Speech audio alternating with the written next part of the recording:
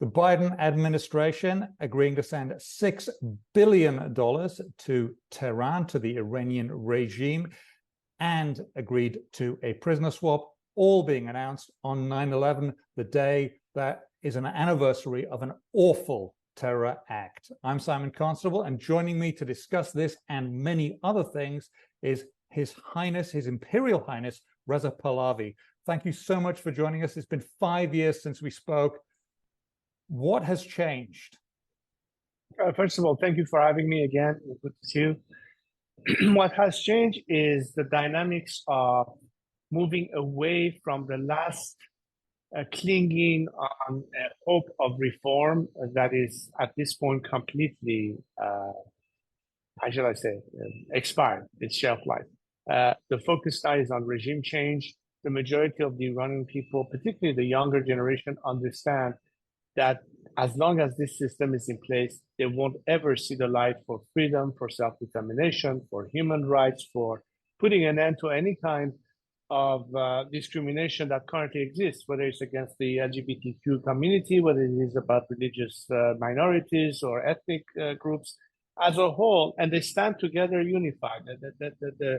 The positive of the 5 years moving to where we are right now is that we see the dynamics and we see how much more brave they have acted, despite knowing that they could, in fact, lose their lives, be arrested, be tortured, be executed, be shot in the face, as many of our recent victims have witnessed. That hasn't stopped them from continuing on path. And of course, the trigger moment was the murder of Mahsa a year ago, and the anniversary a few days from now. And we expect, when we anticipate a major action within Iran and worldwide, commemorating this sad and tragic accident, but with a resolve to continue the fight until we are finally liberated. And we'll come back to Mahsa in a few moments. But first, what do you think of the prisoner exchange, given that most Western governments say they will not negotiate with terrorists, and the current regime in Tehran is well known as a state sponsor of terror? Let me have your view. Well, I mean, look, it's as simple as rewarding hostage taking or kidnapping for ransom. If you have, in fact, validated what the regime now knows it works. And not only it works, they increase the price for each hostages at the same time. If today it's it used to be maybe a few $100,000, not that you can put a price on anybody's life, but now they're asking God knows for what. And this, especially at the time that we are approaching this anniversary, is right at the time that Raisi, who himself has his hands stained with the blood of millions of our compatriots, speaking at the UN. What is the message being sent here? Out of principle, you're rewarding hostage taking, and you can anticipate much more. So on the principle of it, I could never understand the reasoning. Now you choose to do it despite that. Then why a few hostages? Why not everyone that is being kept hostage? What makes one more worthwhile than the other? And what are your thoughts on the announcement of this happening on 9/11, a day that I think it's fair to say will live in infamy for a very long time? What do you think of that? Yeah, we have 9/11, and insofar as it affects the American people, it's almost on the anniversary of Mahsa's murder. As it affects the Iranian people, I mean, the timing couldn't be worse. Is it intentional? Is it trying to legitimize this regime on the hope of what, maybe striking some kind of a deal down the line? It simply doesn't compute. And it wasn't working the first time around under the Obama administration. And at the time, I remember saying that our chief concern is what will happen with the money released. Almost $1.8 billion in cash was given to the regime. It didn't impact the Iranian people. It didn't impact Iranian society. It was most likely spent on the regime, avant-gardes in Syria or in Lebanon and Hezbollah and what have you. This time around, the main question is, how do you claim that you can control how the money is going to be spent? Yes, the money has been released, and supposedly it's only for humanitarian reasons. On the humanitarian side, let's take a big trip back to history. During the Cold War, America sent lots of wheat to Russia because Russians were starving, and that seems to be a very benign thing to do. Why is the administration, do you know, why they're not sending food and medicine, which are humanitarian things and cannot necessarily be used for other things? That's an excellent question. In fact, I'd say if the intent is to give humanitarian aid, you can certainly bypass the government and give it to NGOs in kind, because the regime says, give us the money, we have to decide how to spend it. Do you think it's going to be spent on the Iranian people? Of course not. Is it going to be? You're rewarding a regime that is shooting people in the face and murdering them in prisons to supposedly use the money for humanitarian reasons. It just doesn't make any logical sense. It is just showing to what extent there is naivete, and unfortunately rewarding a regime that would continue doing what it's been doing all these years. And it's really, I think, a slap in the face of millions of Iranians who expect different, especially from a country that calls itself the champion of liberty and freedom. And then its government right now is going yet again in bed with a regime that has proven time and again that it cannot be trusted, that its intentions are vile, and the way it treats its own citizenry is nothing that the world today can feign ignorance, because the evidence is out there, social media and everything else that we see. I've read that the Secretary of State for the US is saying Qatar will take care of the money and make sure it's only used for legitimate purposes. What do you say to that, knowing what you know about Qatar? Now, of all the governments that could have been selected to do that, why Qatar? Qatar has always been the only country in the region with the most deference to the current regime. And it's not a secret. Everybody knows that.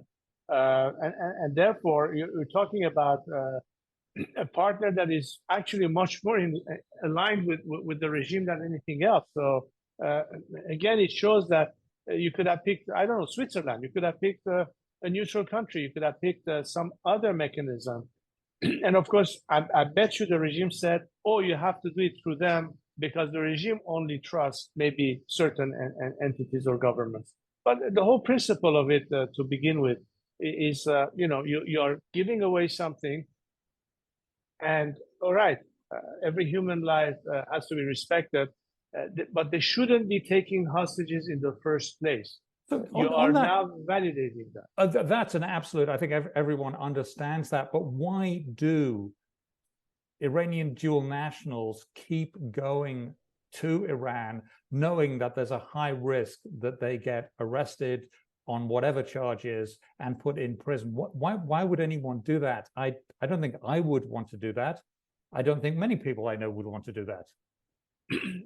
I'm not saying that it's not a fair question to ask. And yes, in a very realistic way, if you know that you're entering a hot zone or something that is problematic, maybe you should think twice about traveling there. But if you look at the other side of the coin, are we in this world that we hope every citizen of any country should be free from any kind of threats or thing, live in a world where, from fear that there are some who are going to be out there violating our freedoms, we should never step out of the house and lock ourselves in? We cannot face such a world. And the whole point is exactly that. You're talking about a regime that has lost its legitimacy in the eye of its own citizenry, is trying to maintain itself in power at the cost of brutalizing and murdering our citizens. And mind you, we are talking about a nation where Iranians are freedom-loving people. We value the very same principles of human rights and liberty as a French or an American or a Canadian or a Swede would. We are made of the same cloth, and it behooves me, it baffles me that governments that are supposedly on the side of human rights and freedom have seldom wanted to believe that Iranians are the alternative to this regime, that we ought to invest every energy we have on making them succeed, because this regime, on the other hand, is the antithesis of these principles, and it has proven it by deeds more than once in the past 40 years So rather than wasting time on maintaining the status quo with the hope of some kind of behavior change, and that now they'll be nice boys and play nicely in the sandbox, we have to think beyond that. And I'm here to voice that to your viewers and everybody listening to us, that it is time that you make a decision what side of history you want to stand on. The people of Iran who are bravely fighting this regime, or continue dealing with a regime that cannot be trusted and is only there to preserve itself at the expense of my fellow compatriots. So talking about being on both sides of things, the Mahsa Act has been passed by the Foreign Affairs Committee in Congress, and that seems like a big deal. And this obviously condemns the murder of Mahsa Amini, a young woman who was beaten to death by the Islamic Revolutionary Guard. And it's horrible, and everyone agrees that. The fact that these two things came out together, what do you make of that? Because that seems to me to be doing one thing, chastising this regime, and at the other time rewarding it. And I'm a bit confused by that. It doesn't seem consistent. Well, that's one of the beauties of separations of powers, the checks and balance system. Maybe one branch of government is doing something wrong, but not all of them at the same time. I was grateful to the women and the congressmen who actually signed the Mahsa Act, and hopefully it will pass the Senate as well. It is important in the sense that when legislators decide to take action, when they hear the voices of people, whether it's their own citizenry or other people, they cannot remain indifferent. I will point you to the example of years of conflict with the Soviet bloc and the countries behind the Iron Curtain. What happened with Russian dissidents at the time they were stuck in the gulags of Siberia?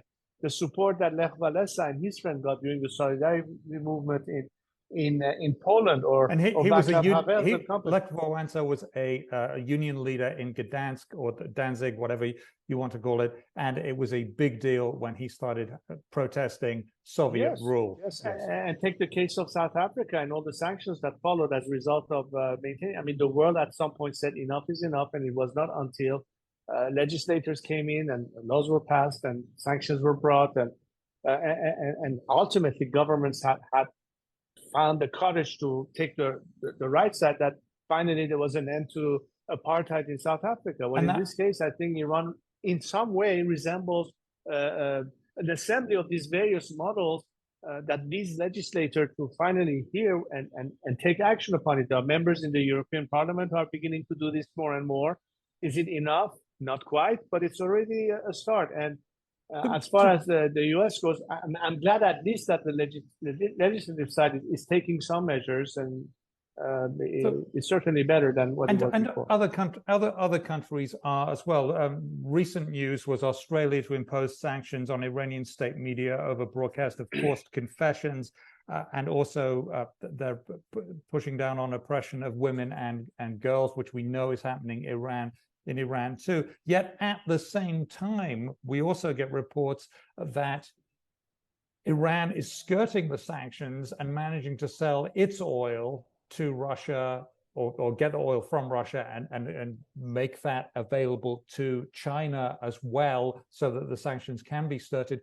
What do you make of that? Are the sanctions useless? We do know that things leak out of countries, and I mean that metaphorically. When you put sanctions on, money can flow out of that country. It doesn't become a fixed thing. But this seems very strange. Well, I mean, obviously, there are many elements of sanctions altogether that have made life much more difficult for the regime. Although in some cases, it's also making life difficult for the opposition to the regime. Let me give you a tacit example. Let's say that many Iranians would like to be able to help the compatriots back home, insofar as, for instance, funding labor strikes and workers. And as we know, in the civil disobedience campaign, one of the most direct way to paralyze the system is by sustaining work stoppages or strikes. But how do you send the money in? Because we had issues like in America, you have OFAC and limitations to that. So sometimes sanctions may, in fact, restrict the regime. They do find some loopholes every now and then. It's not foolproof, but it's at least some level of pressure. but there are also some aspect of it that complicates life for the rest of us. So there has to be maybe toughening of some rules or a increase of more sanctions targeting some specific elements of the regime. Let's say if tomorrow the IRGC is placed on the list of terrorist organization, more sanctions could come. But then also there are individual targeted sanctions of the top echelon of the regime and their relatives or whoever benefits from that could be directly sanctioned. So there are other ways to also put more pressure on the regime, but also facilitate on the other side by making some exceptions to the rules so that the rest of us trying to bring help to our fellow compatriots back home are not suffering from the same restrictions and have more ability to do that. So that would be smart sanctions, really. So, and smart sanctions sound very difficult in a political environment, particularly in Western countries where there's a lot of to and fro with things. Let's go back to what you were saying about the people living in the run-of-the-mill population who you say are very freedom-loving. They are, my understanding is they're under a lot of economic pressure at the moment, and it's not just the workers, it's also the pensioners. Can you talk a bit about that, about what's going on and what the West can do to help with that? Well, I mean, you're talking about a nation where 60% of its citizens live at or under the poverty line, for a country that has all the natural resources that could easily be providing people with healthcare, with work, with opportunities. Our country doesn't lack the human or natural resources to have a very, very good economy in the future. Why is it North Korea rather than being South Korea? It's just the nature of the regime. It's as simple as that. You have a ruling armed mafia that controls every aspect of life in Iran, its economy. No surprise why we are in such a dire situation. What the West can do is, as you know, of course, you should not look at what we're trying to do as only a one-dimensional thing. Clearly, we have to liberate ourselves. It's about democracy. It's about self-determination. It's about freedom. But I have also engaged with two different tracks in parallel to what we have to do for political change in Iran. I've been assembling a cast of our best scientists and specialists to be able to come up with what Iran would be faced for the next half century at least, as a roadmap to recovery. How do we tackle the various issues that Iran will be facing? For instance, from the water crisis, which is a huge issue. Presumably, this is a roadmap for what would happen in the event of a regime change. Yes, of course. This is under different circumstances because I mean, people understand that what freedom entails, but they need to also understand in what way it will impact them. So what we're trying to do is to come up with solutions so future governments will be able to implement them in terms of how do we deal with the water issue, how do we deal with health issues, how do we deal with cleaning up our environment, and so on and so forth. I've also engaged with entrepreneurs worldwide, including Iranian entrepreneurs, so that the potential for investment in Iran, not only by the existing infrastructure, but also renewable energies that Iran, I think, calls for, the solar. You mentioned Australia. We had recently a panel of experts talking about energy in Iran, about oil and gas and how we transition to renewable energies, solar energy, wind energy. All of these are implemented. It is very clear that Iran has all the natural resources it needs and then some, and has got a population of some very smart people, and that's what is needed. But I was trying to answer your question in the sense that where the work can actually help is to put together and work with us so that these kind of projects that could immediately, at the minute you hit the ground, it can start running. We won't wait and only start thinking now that what do we do? We already have a game plan. This incentivizes people at home. This tells the world that yes, there is at the end the question, well, what's in it for us? Let's say if you're France or Germany or the United States or any other country, okay, we help them, but what's in it for us at the end? Do we gain by it? Is it going to be good for our own private sector and companies and what have you? This has always been the game. Our objection to the world was, you are basically doing business with a regime that kills our people.